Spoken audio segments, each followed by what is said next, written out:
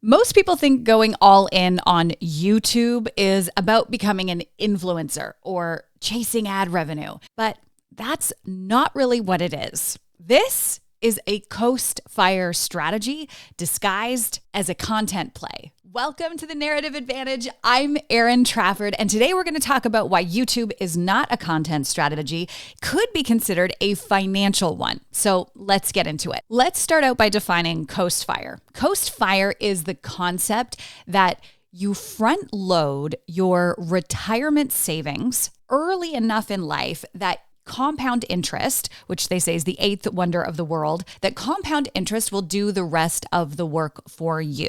So everybody's coast fire number is going to be different, and everybody's coast fire age is going to be slightly different. Here's what it is you hit a number, and for us, it's around 650,000, 700,000 invested by a certain age. So that age could be 39, which is impossible because I am no longer 39.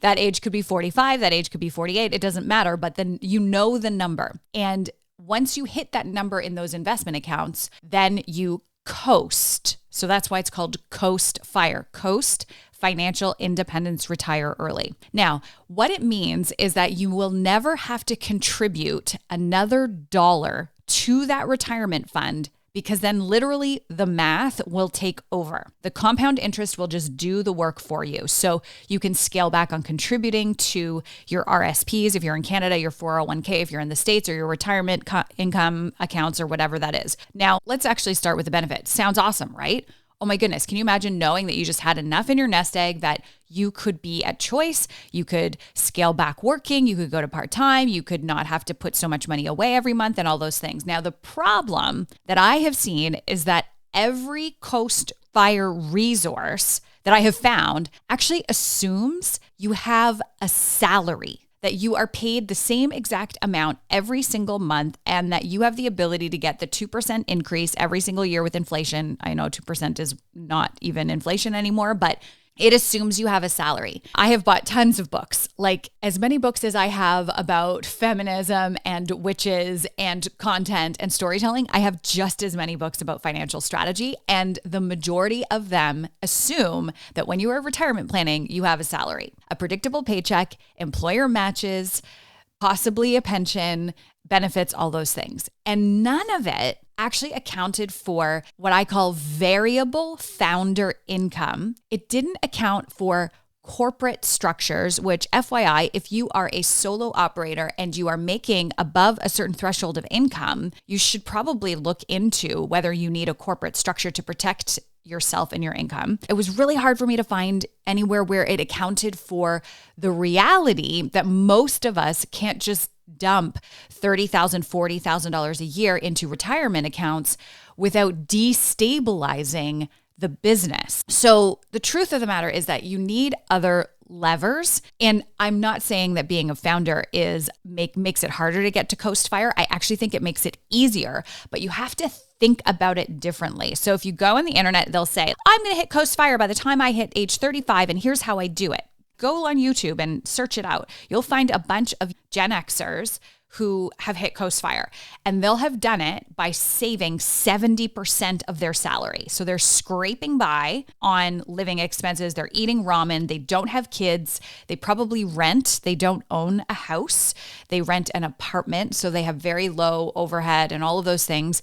They don't have many expenses. So they're able to take 70% of $100,000 salary and put it away into retirement. That is how most of them are doing it. And then at a certain point, once you do that for 5 years, you will have hit coast fire. It doesn't work for those of us who came up during extreme job tumult of the early 2000s, the financial crisis of 2008, those of us who own a home and have seen mortgage rates fluctuate massively over the last 10 years, those of us who have children, pets, dog parents, all of those things, it's not super realistic. And then lump on the founder factor or the solopreneur factor or the business owner factor, you have other investments you have to make that could pay off in the long run. So this is the backstory of Coast Fire and why I think it's really important to talk about within the scope and the perspective of business building. So one of the levers that I often see people want to pull is paying off their mortgage. And it's not because debt is inherently bad, but it's because eliminating that hefty expense in your 40s will fundamentally change your Coast Fire timeline, right? So I'm just going to use $2,500 a month as a mortgage payment. Depending on where you are, yours could be like $1,000 a month. Yours could be $4,000 a month. I don't know, but I'm just going to use that for sake of illustration, right? So here's the math and why I chose that baseline $2,500, $2,000 a month. Because my thought is that if I can generate an additional, and I'm going to say passive or semi-passive $2,000, $2,500 a month in income and put it straight onto the mortgage, we will shave more than 5 years off of our current Coast Fire timeline. We'll actually drop it in half because that will actually free up more money to dump into the investments. So 5 years closer to owning our home outright, 5 years less pressure on the business to perform, 5 years of breathing room. That is how I am threading this needle and making YouTube, this whole experiment, be more about, what can I do with this new asset to turn it into something that's helping me achieve Coast Fire? You can think this way about any project in your business. It doesn't have to be YouTube. It doesn't have to be a podcast. It doesn't have to be Instagram. It doesn't have to be social media. It can be any project that you're doing.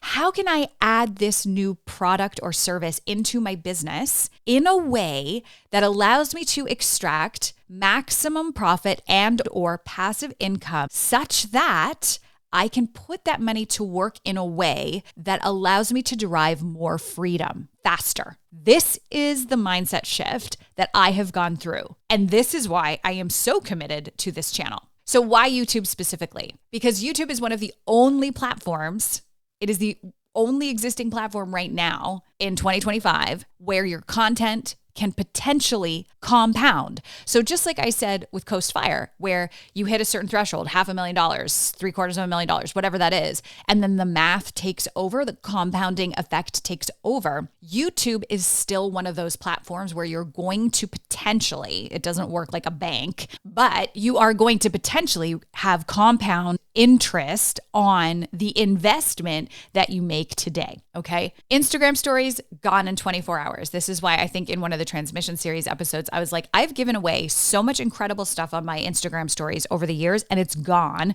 And goodness help me if I can remember what I said. And goodness help me if I can go back and recreate that in a more concrete way. I can't, it's gone. So I'm not going to do that anymore. Instagram threads, I don't even know if it's called that. I don't use that. TikTok, I don't have an account. Maybe you go viral, maybe it gets buried. But YouTube, a video you post today can still be generating views and revenue years from now. And I remember that feeling when I used to have my blog and I would have content from 2016 still pulling crazy ad revenue 5 years later. That's compound content. So this is why I've decided to do this, is because I'm looking at compound content, thought leadership content, easy to produce content that will have compound effects that will enhance the compounding effect of my Coast Fire goals. You're not starting from zero every single day. And here's what people miss is that, and what I'm learning, is that YouTube is not just about ad revenue. Ad revenue is really the floor, not the ceiling. There's potential here for affiliate income. It's certainly lead generation for a consulting business or professional services business. It's authority building that lets you charge more for your actual expertise. And it's all working together. It's all working together. There's nothing that is conflicting and there is nothing that is causing friction. So unlike, for example, like launching a course or scaling a service business, YouTube also, what I love about it is that it doesn't require you to deliver more in real time. It's like you do it once and it works. I hate to say this, I'm going to say this. It works while you sleep. That's the leverage. It is a leveraged compounding platform. So when I say I'm going all in on YouTube, I'm not really saying I'm going to post every day forever and become a full-time influencer creator. I am trying to figure out what the cadence is going to be, but it is going to be me treating it like an asset, not like a hobby.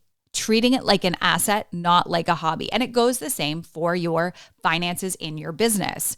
You need to treat that money, that revenue, like an asset, not like a gift, right? You have generated an asset that is there to enable you and your business and you and your life. That is an asset. I'm also tracking time to revenue the same way I would track time to profitability in a business venture. So with YouTube, it's hilarious because I'm starting now at like negative $3,000. And if you're watching this on YouTube, I will post a little card so you can go back and see exactly how that made me feel. I did a video on that last week. So the goal is simple here is like, how long does it take to get from that negative position to around $2,000 a month steady income, right? $2,000 a month steady passive income that I can reroute directly to either the mortgage or a Coast Fire goals. That would be incredible. Might take a year, might take 3. I might never get there. I don't know yet.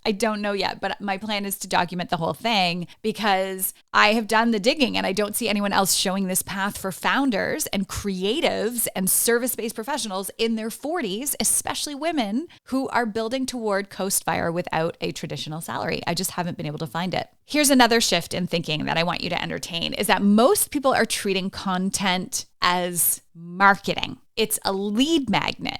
It's brand awareness. It's driving people to the thing that actually makes money, right? That's how we think about content. It is part of the top of the funnel. It is the hook, right? You hear that phrase all the time. But what if the content is the asset? What if you stopped thinking about the content as the promotional engine and started thinking about it as an actual stream of revenue that eventually funds your freedom? That is a reframe. And I'm not saying that your content is going to all of a sudden start generating revenue on its own. But it's the reframe in your mind about how you're approaching that content. If you approach it less as a function of marketing and awareness and more of I am going to sit down and I am going to sculpt an asset, it completely changes your energy around how you are doing that. You're not building an audience to sell them something later. You're building an asset that generates income. And if it also leads to higher value clients and new opportunities, cool, all upside. So this is why I am really going to be moving my best thinking from Instagram stories where it disappears over to YouTube and certainly here on the podcast feed, absolutely, where it's going to accumulate. This is why I'm starting to do a little bit more scripting. I'm starting to do a little more editing. I'm going back to best practices, optimizing for search and retention. I am going to be really digging into AEO, which is like the AI-enabled optimization. And it's also why I am treating this right now, what you're listening to, this new narrative advantage, the new YouTube channel, like a business experiment and not like a creative outlet. I am putting time and commitment into this on purpose because I want to be able to measure from the outset. And 5 years from now, I want to look back and say, that one decision is the decision that changed our Coast Fire timeline. And it allowed me to do X, Y, Z. Not a course launch, not a one and done, not throwing all my energy at 1 2-week timeline, not a price increase that throws my nervous system absolutely out of whack, not working more necessarily. Now, this is work. It is commitment. It does require time and energy, but I am building an asset that will keep working down the line. So that's the lens. YouTube, not a vanity play. It's not about being a YouTuber. It's about building something that is going to compound, creating breathing room, something that funds the life you actually want instead of the one you're grinding right now to maintain. And if you're sitting there thinking, but I don't have the time to start from zero. I don't have the energy to do what you do, Erin. Okay, cool. All right, so that's the theory. Execution is another. If you want to see what building in public actually looks like, the messy, the unpolished, the real, then click the link in the description box below or check out the next video in this series. If it's available, it will be linked right here. And make sure that you like, subscribe, and smash the notification bell as the kids. I will be back here Monday, Wednesday, Fridays, and podcast on Thursdays. I'll see you in the next video.